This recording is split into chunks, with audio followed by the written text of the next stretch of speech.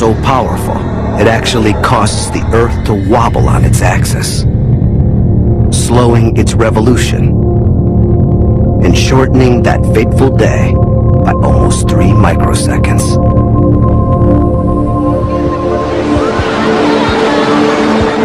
The 2004 tsunami is a mega disaster that came out of nowhere. Or did it? The Earth appears to be getting more deadly than ever before. We know that there are many cases where the worst has not yet been seen. Are natural disasters becoming more frequent and more deadly? To find out, we'll explore one of the century's most destructive events and examine 3 critical cities where earthquakes, volcanoes, and hurricanes are poised to strike death blows against helpless populations.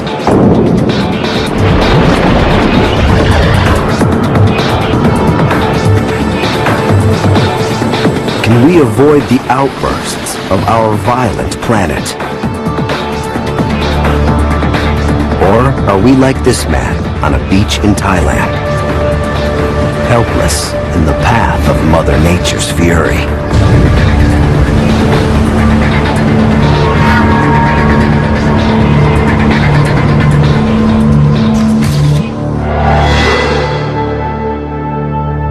This suburb of Banda Aceh in northern Sumatra, just before the tsunami. And after. One bridge survived the ocean's onslaught. Barely. Yesterday, 30,000 Sumatrans lived inside of this bridge. But the ocean's upheaval killed 9 out of 10 people here. Yulianto and his son Rido miraculously beat the odds.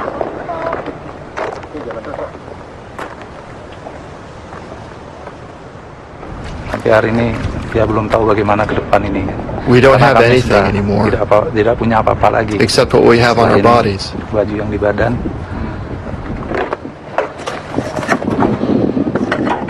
— 2004's disaster robbed Yulianto and Rido of more than their possessions.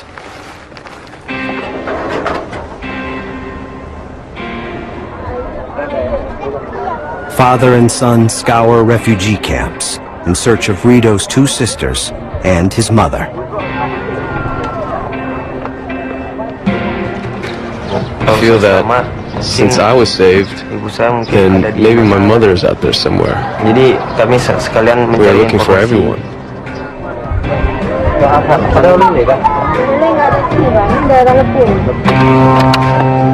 It's been a century since a major tsunami had hit northern Sumatra.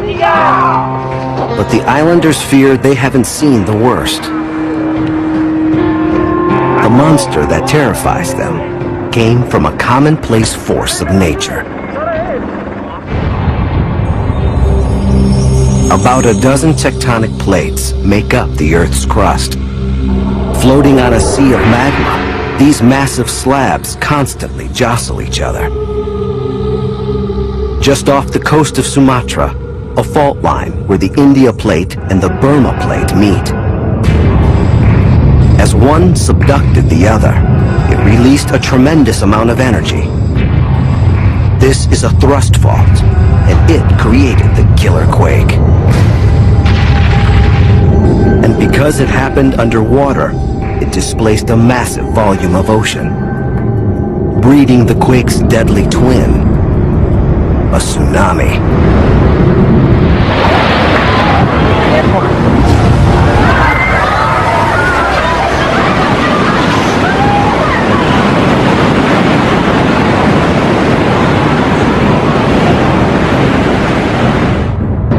The quake was among the most devastating in history, measuring up to 9.3 on the Richter scale.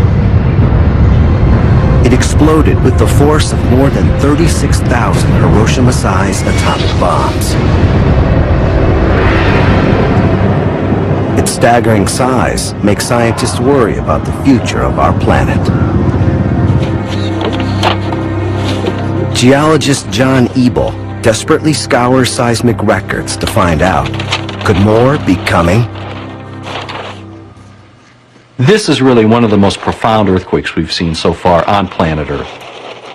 From 1946 to 1964, we had several earthquakes of this size take place over a very short time span. Then we go 40 years after 1964, nothing this large on the Earth until 2004. Risking aftershocks and disease, scientists take stock just how large it was. Every time I turn the corner, it's just something else just blows my mind. Here's a boat on top of a pickup truck wedged in a building. Think of the force it must take to bend a truck bed.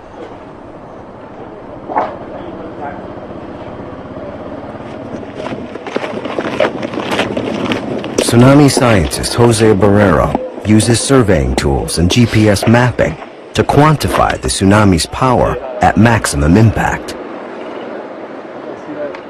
An analysis of the wave's destruction could offer ways to protect people from the next one. Mud on white. And on a planet that seems ever more violent, the next one's almost guaranteed. Already, Barrero reaches a conclusion that should send chills through coastal city dwellers everywhere. Living in a city actually makes people more vulnerable to this disaster than elsewhere. If you're, say, in a coconut grove or something and there's a tsunami coming, the water's going to spread out, but here you don't have much chance of escaping. Escape? Almost impossible. The surging water tore through town, gathering cars, trucks, and building debris into a raging wall of destruction. As people scrambled for safety, the town's buildings channeled the unstoppable juggernaut into narrow streets, where it bulldozed everything in its path. Its speed increased, and the reach of death climbed ever higher.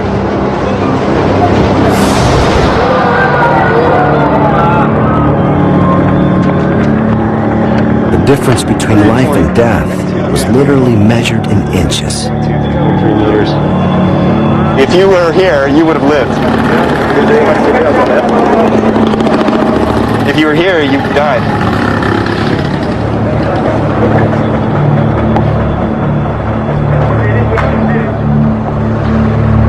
Death may be planning another visit to Sumatra. One geologist estimates that only a fraction of this fault, just 6% of its total length, caused the killer quake. That leaves 94%, some 2,400 miles of the fault line apparently dormant.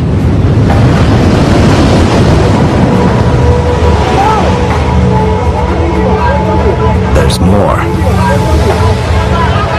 This quake may spawn a future killer quake somewhere else in the world. A new theory suggests earthquakes are caused by a global chain reaction. And Sumatra's hammer blow may itself have been triggered by an earthquake a year earlier and half a world away.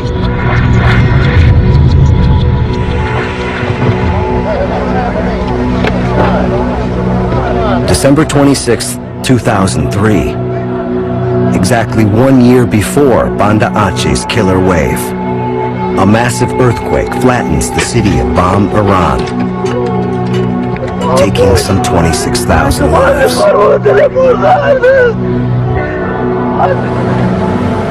Though Bam is about 3,000 miles from Sumatra, the two disasters may be part of a deadly chain reaction. A planet's fault lines may act like a spider's web. Moving one threat could affect others, with deadly results. If these plates are all part of one vast interconnected system, then a movement in a plate on one side of the world will cause jostling on the other side of the world. So why shouldn't the collision of two plates in Iran produce a series of shockwaves and judders which eventually, a year later, caused the Indian plate to subduct below the Burma plate, which is what happened off Banda Aceh. If the theory is true, the Banda Aceh quake could set off another somewhere else in the world. Many major cities are near fault lines. San Francisco, Mexico City, Taipei, Tokyo, Los Angeles. But if one city is poised to suffer one of history's worst natural disasters, it is Istanbul, Turkey.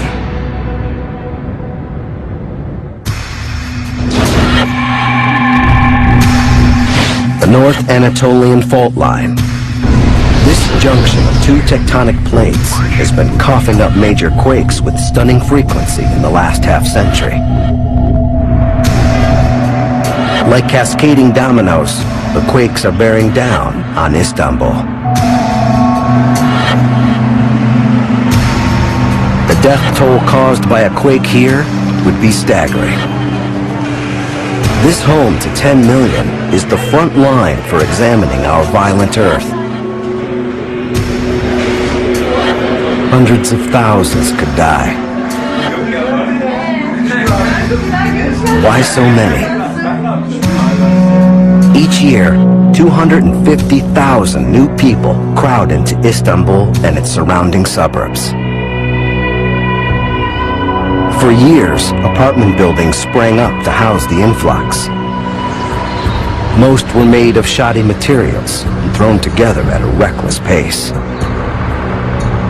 They're unable to fend off the slightest tremor, like the village that was hit when the last domino fell, just 65 miles from Istanbul. August 1999. A quake measuring 7.4 on the Richter scale strikes the neighborhood Arzu Demir calls home. It's 3:02 in the morning when her world explodes. Önce ne olduğunu anlayamadım. At first I could not understand what happened. Annemi babamı I heard my mom and dad's voices. odama gelmeyin, siz çıkın, I kendinizi said, don't come into the room. Get out. Save yourself. Onlar dinlemedi. They didn't listen. The quake thunders for 45 seconds. Demir's poorly constructed apartment building doesn't stand a chance. Within seconds, the top 3 floors collapse. She and her siblings should be dead.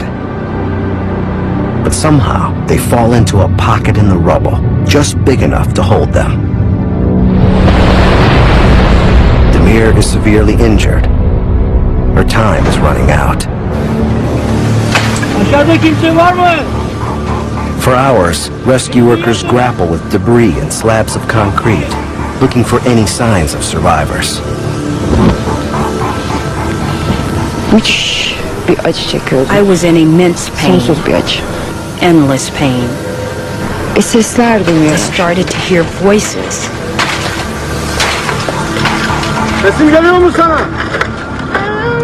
Her parents are among the more than 17,000 killed. But Demir and her siblings survive.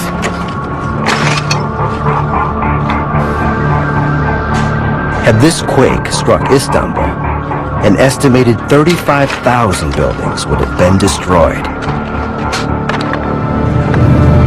For Demir, an unspeakable ordeal. But the truth is, violent eruptions actually stabilize our planet. Earthquakes act as release valves for pressure building deep in the planet's core. Without them, the pressure would build until the Earth's crust could no longer contain it.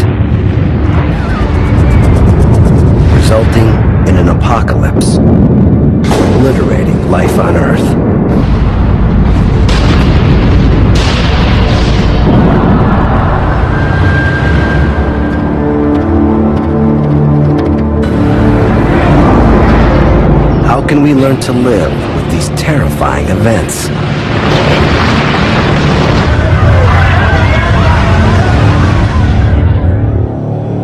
One idea is to diffuse the power of big quakes by creating small, man-made ones. A machine already exists to do just that. It was born at the height of the Cold War. A Soviet-made earthquake machine. Designed as a new energy source, it yielded as much power as a small nuclear reactor. Seismologists harnessed that power to measure the Earth's crust. A rocket engine shot a burst of energy through an electromagnetic field, 30 miles straight down. In effect, Soviet scientists were shooting lightning bolts into the Earth. Yet they were surprised by what happened next. The Earth shot back with earthquakes.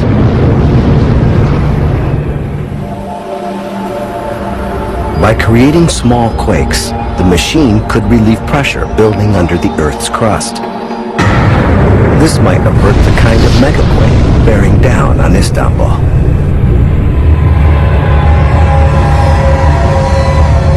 But if the quake maker were positioned over a fault, no one knows what it would do. The fear? A catastrophic seismic event. An unstoppable chain reaction of earthquakes and tsunamis around the globe.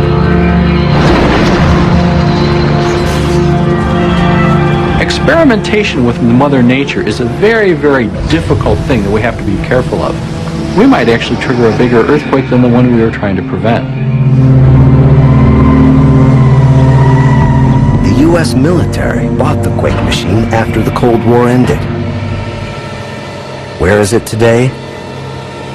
Unknown.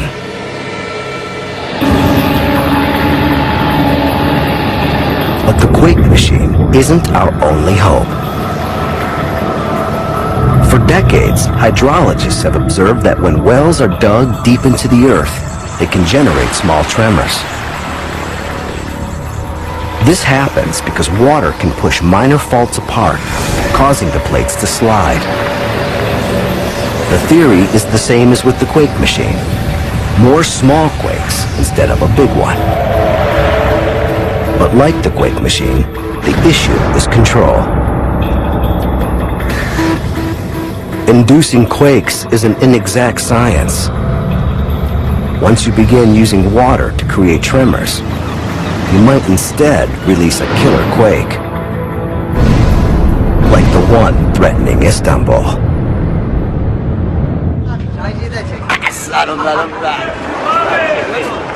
Seismic engineer Mustafa Erdek isn't counting on dubious interventions to save his city. He's seeking real solutions today. Because it's not a question of if, but when. The chances of having a large earthquake in the city in the next 30 years is about 65%. So my feelings tell me that it's pretty much due. His secret weapon in quake prediction is a former church turned mosque called the Hagia Sophia.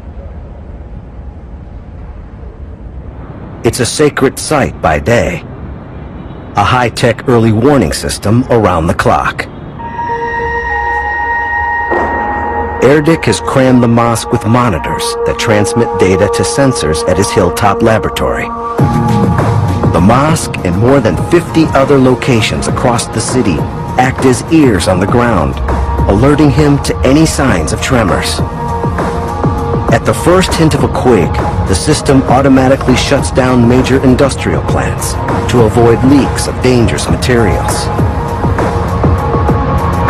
At the same time, it sends emergency response teams a map that identifies hardest hit areas.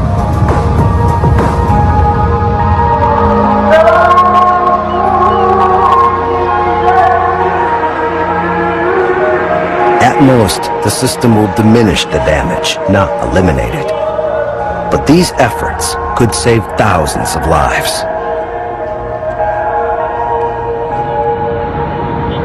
However, there's a bigger problem, affecting not just Istanbul, but every city on a major fault line.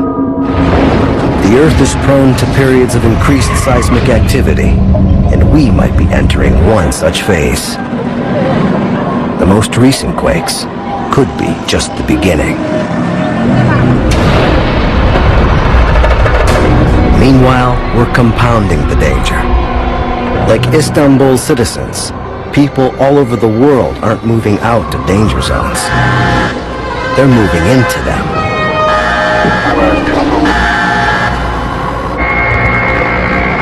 And earthquakes aren't the most explosive disasters our violent Earth can throw at us.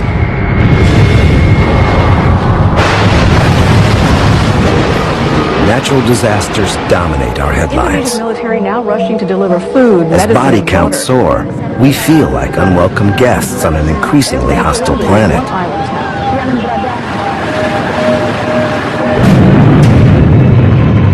And nowhere is the peril more apparent than in the shadow of a volcano.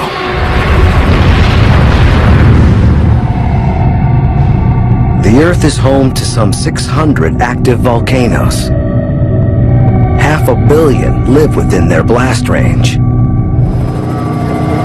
Some are known killers. Montserrat in the Caribbean. The 1997 eruption buried the nation's capital in ash. Mount Pinatubo in the Philippines. Its 1991 blast was 10 times the size of Mount St. Helens. Active volcanoes can appear dormant, but many are in fact ticking time bombs.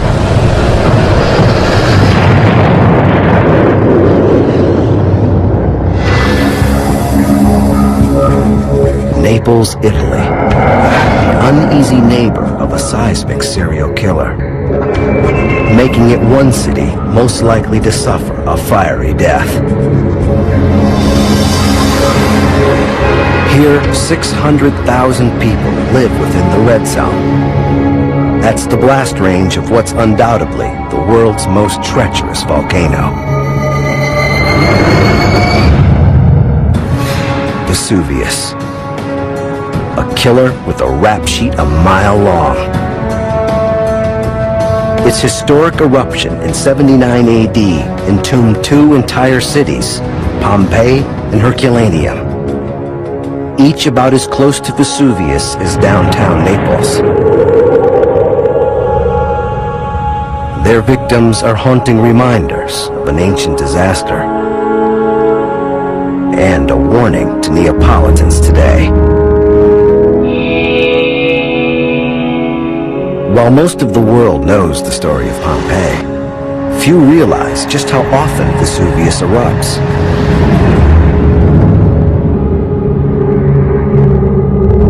The last time was little more than a half a century ago, in 1944.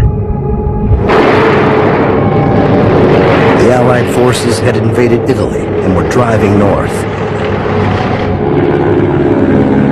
A few tremors from a quiet volcano was the last thing on Neapolitans' minds.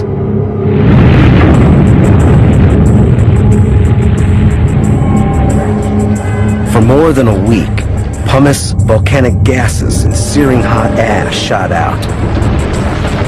Rivers of lava poured down the mountainside. We had the sensation that our life could come to an end in the most horrible way. The 1944 eruption killed 26 Neapolitans.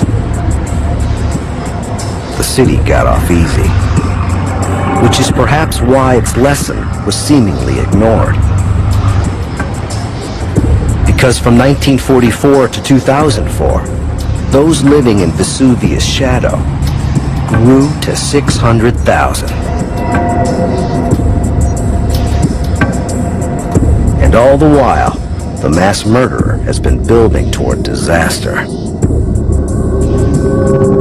Marco Di Lello pleads with families to move out of the red zone, the area most likely to be devastated by the next eruption.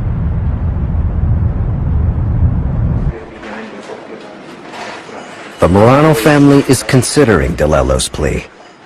In exchange for a payment of around $35,000, they would abandon their home many years. If they do, that's one down and thousands to go. But why haven't the Moranos and others like them left the red zone already? Vesuvius, like other volcanoes that go long periods between eruptions, holds a deadly attraction. Mineral-rich volcanic soil creates an inviting paradise on the outside. Beneath, murder brews in its molten heart. Like earthquakes, most active volcanoes are born from the rubbing of tectonic plates, which brings up magma from deep in the earth. Some volcanoes in the middle of plates aren't as volatile. They continuously spew lava, relieving the underground pressure.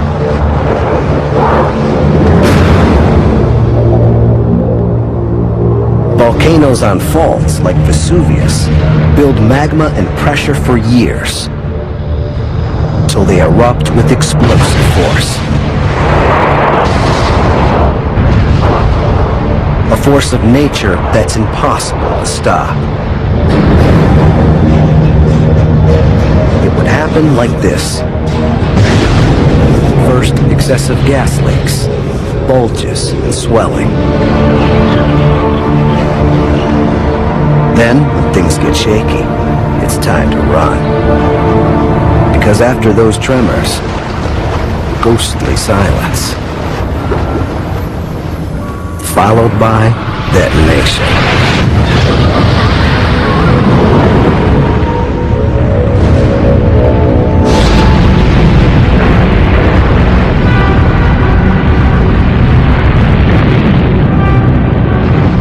By studying these signs, scientists can predict when volcanoes will erupt.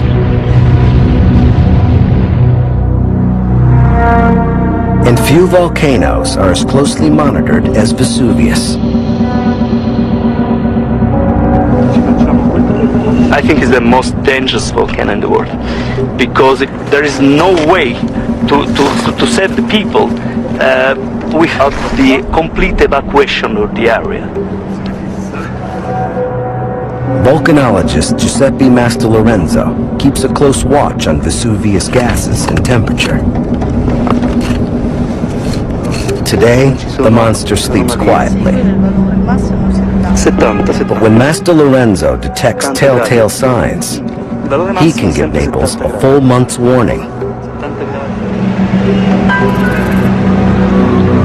What he can't do is force Neapolitans to flee.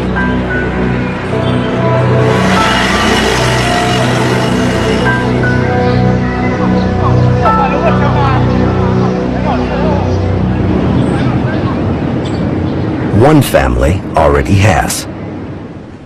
Back at the Morano household, they've decided to get out while the getting's good.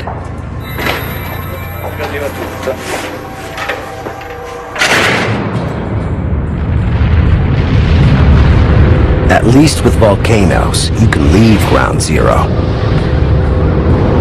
But what about when the disaster comes to you?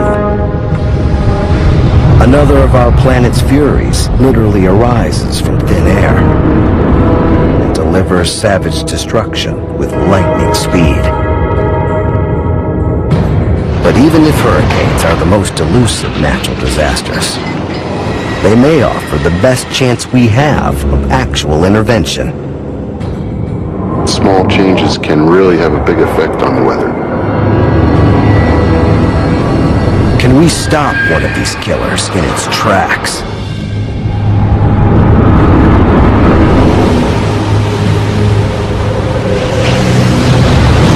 (1992's) Hurricane Andrew. With gusts up to 165 miles per hour, this Category 5 terror was the most destructive United States hurricane on record. One like it might be headed your way. Because if you live anywhere along the hurricane belt that straddles our planet, your ocean view might change into a monster like this. Hurricanes are incredibly powerful. A single major hurricane is expending more power, more energy than all the electric utilities on Earth combined. Together. 2004 was the most active hurricane season in more than 50 years. It's part of a spike in hurricane activity that began in the 1990s and could last for decades. And few cities in the world stand to suffer more from just one major blow than New Orleans. Locals call it the Bowl. When a big storm does strike the Big Easy, it'll likely fill the bowl, taking some 50,000 lives. What we're talking about in this case is tens of thousands of casualties, deaths, and affecting an area that would be 30 or 40 square miles. Every hurricane season, the nightmare reappears. September 2004. Hurricane Ivan churns through the Gulf of Mexico, gathering strength. Near landfall, it's a Category 5 storm, with winds topping out at 160 miles per hour. As Ivan's track swerves unpredictably, the visions begin.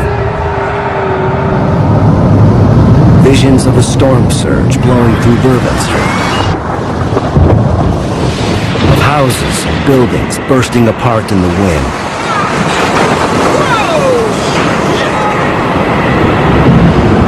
And, most frightening of all, visions of a city drowning.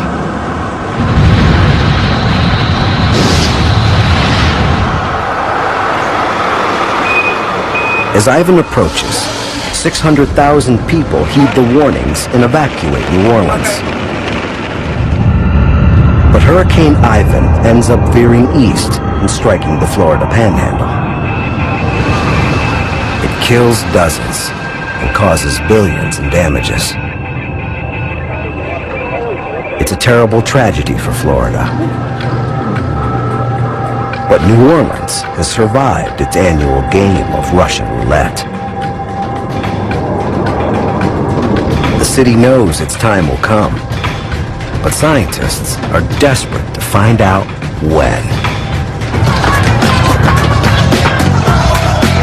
The records only go back 150 years, and not a single major storm has hit New Orleans. So accurately predicting how often they strike has been impossible.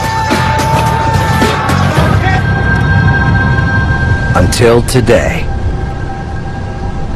Louisiana State University scientist Campbell Lill believes the answer lies buried in the mud. Lill is the founding father of a field called paleotempestology, the study of historic weather patterns. When a major hurricane strikes, the storm surge creates a layer of sediments. Analyzing samples of mud should show how often New Orleans has been hit. Today, Lill is pulling core samples from some 9 feet down near New Orleans. That 9 feet gives Lill a picture 5,000 years into the past. We must know the past before we can predict or forecast the future. You may say a $30 billion question is how often does a city like New Orleans get hit by a Category 5 hurricane? Back in the lab, Lill splits the core in half. The telltale sediment of a major hurricane turns up about every 30 inches. Beautiful. Or 300 years. The bands here. Until we got to this part, and the most distinct layers are this and dead. And this is a thicker one. You see how sharp the contact is, and this is definitely an event. The spacing of events tells Dr. Lill New Orleans is living on borrowed time. A major hurricane is way overdue. New Orleans so far has been very lucky because it kind of dodged the bullet during the last 100 years. So even though that New Orleans has been lucky, we must be prepared.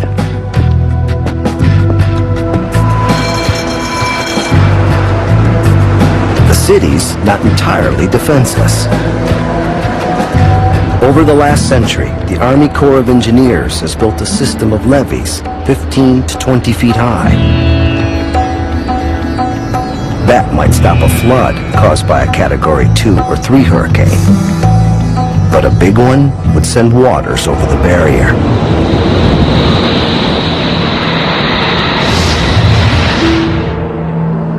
Coastal engineer Joe Suheda knows New Orleans' nightmare is measured in feet. And this is to protect from a Category 3 or Category 2 storm. But in the worst case scenario, the actual water level would be up around the top of my head. So it'd be about 6 feet or so above the top of this levee.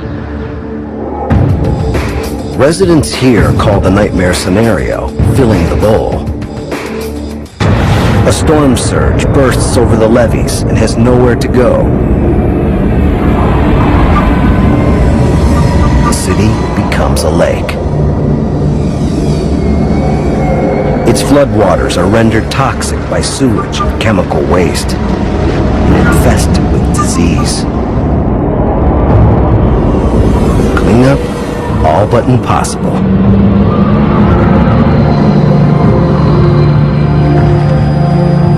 Joe Suheda wants to go to extremes to prevent that apocalypse.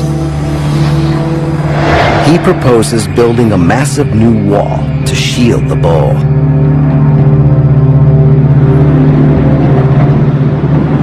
But there may be another way. By tackling the storm before it gets here. One of the most destructive disasters. Hurricanes alone may be tamed. We have ways to change the atmosphere in a way that other Earth scientists just wouldn't be able to do. Atmospheric scientist Ross Hoffman has done the impossible. He's changed a hurricane's path and even slowed them down. At least on a computer. He's shown that even minor changes in the conditions surrounding a hurricane can dramatically change the storm's behavior.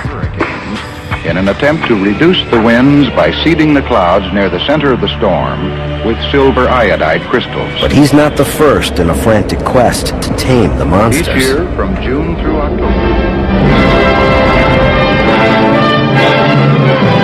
In the 1960s, the U.S. embarked on an ambitious experiment called Project Storm Fury.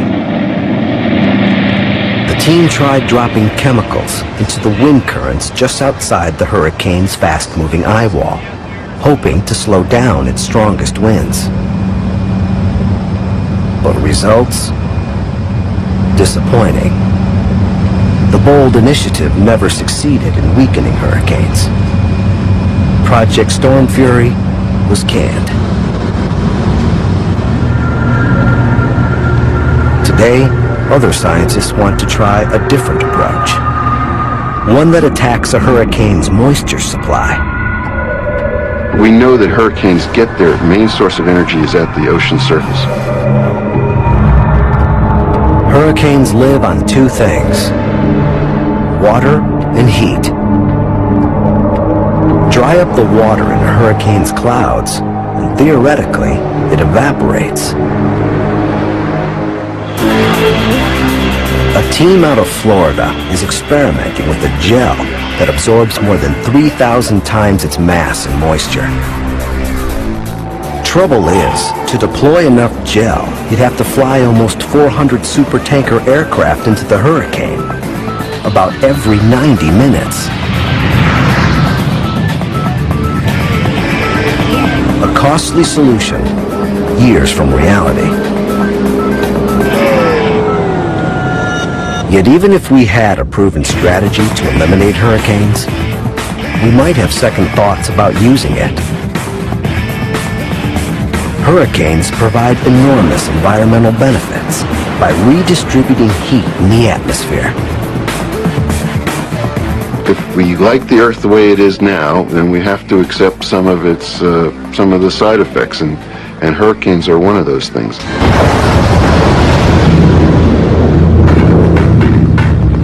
Accepting the mortal danger of hurricanes and other natural disasters may be a bitter pill to swallow. But as we've seen, human plans to avert mega disasters are futuristic, even foolhardy.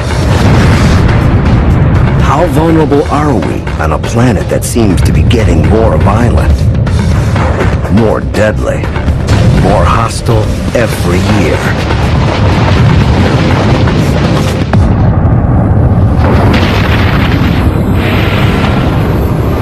Sometimes it's hard to escape the fear that we're living on an ever more violent planet.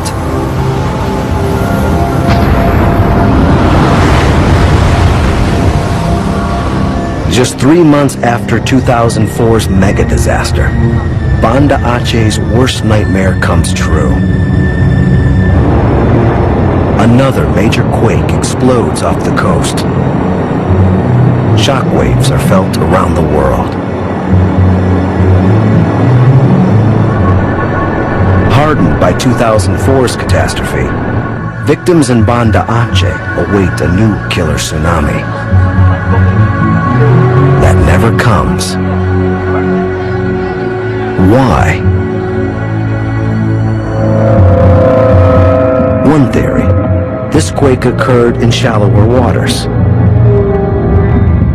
Less water displaced means a tragedy averted. But does this new quake confirm fears of an endless chain reaction of quakes?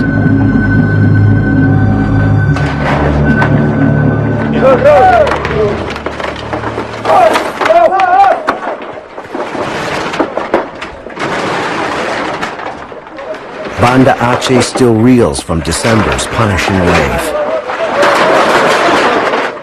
And with the latest quake, new proof of a planet seemingly out of control. Maybe this is my children too. I cannot. Allah, medyo ya Allah, Tuhan.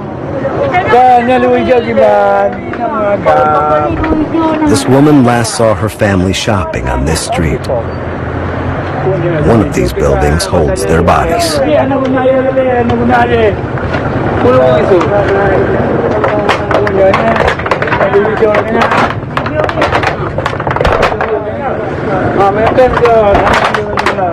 She cannot rest until they do. And we keep the fear that we could share a similar fate.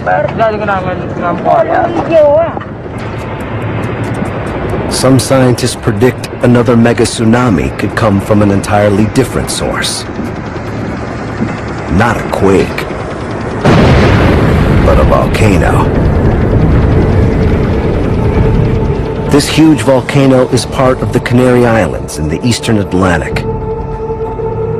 It's known as Cumbre Vieja, and geologists fear that if it erupts, some of its flank could crash into the sea, generating a tsunami so big it could strike northern Africa, western Europe, and even the eastern seaboard of the United States.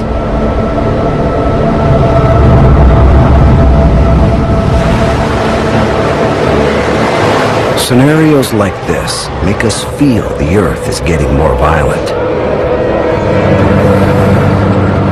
Here are the facts. Volcanoes. Up to 60 erupt every year. And with more people moving into red zones, the death toll is sure to rise. Earthquakes. The planet does suffer periods of more intense activity. Are we in one now? Too soon to know. But the signs are disturbing. hurricanes. They've been on the rise since the mid-1990s, and they could be getting more powerful. Some believe global warming provides more fuel for hurricanes. That's bad news for cities like New Orleans. But the increase in storms may just be part of a normal atmospheric cycle.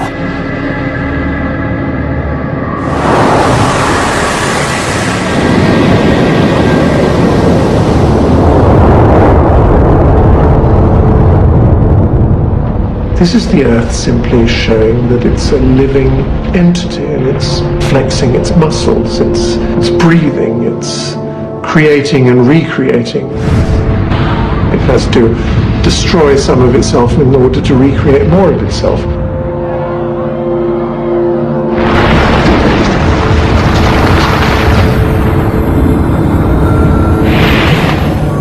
There are 6 times more fatal disasters reported today than in the 1960s.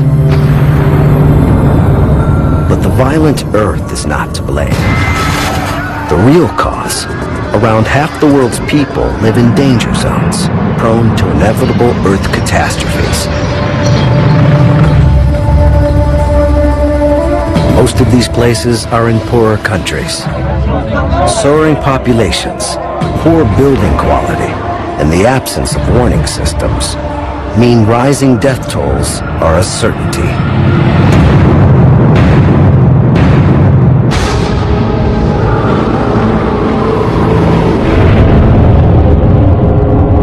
For rich and poor, our best options are improving prediction and getting out of harm's way. Near volcanoes, in earthquake zones, on coastlines vulnerable to hurricanes and tsunamis.